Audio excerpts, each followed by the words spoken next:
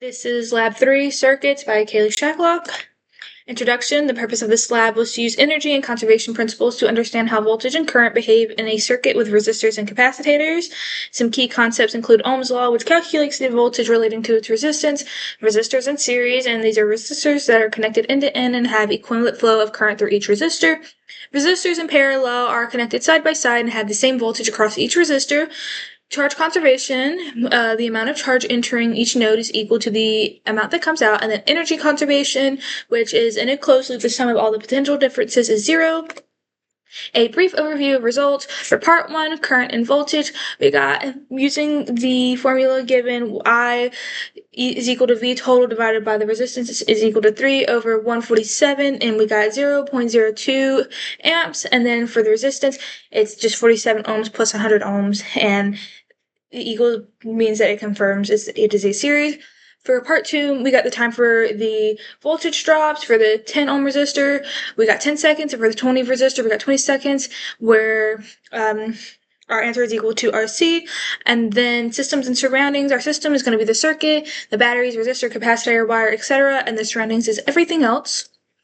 The experiment, we have the DC circuits, which was to assemble the circuits with 2 ammeters, read and record the ammeters, and then reverse one of the ammeters and record the results, convert the ammeter to a voltmeter, and then measure the potential differences, confirm that the sum of the voltage drops is equal to the battery voltage, plot the potential versus positions around the loops, connect the voltmeter and the ammeter parallel with the resistor and record how they change in current, and then calculate the resistances using R equal to delta V over I.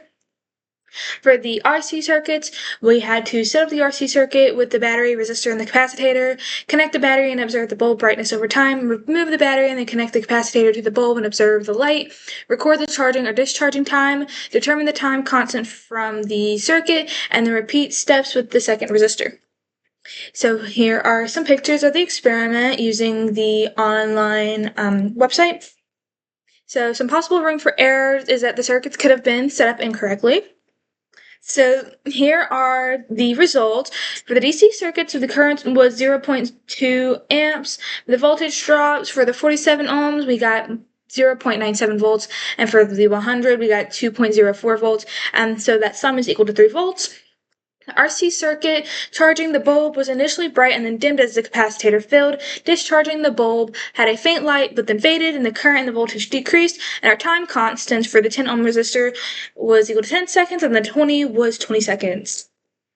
What if you were doing this experiment in real life and used an actual ammeter instead of an ideal simulated ammeter? What is the difference between a real ammeter and how it would have affected the circuits when you hooked it up to? So a real ammeter has a slight amount of resistance and an ideal ammeter has no resistance, so a real ammeter would slightly reduce the current in the circuit and make the measurements different from simulation.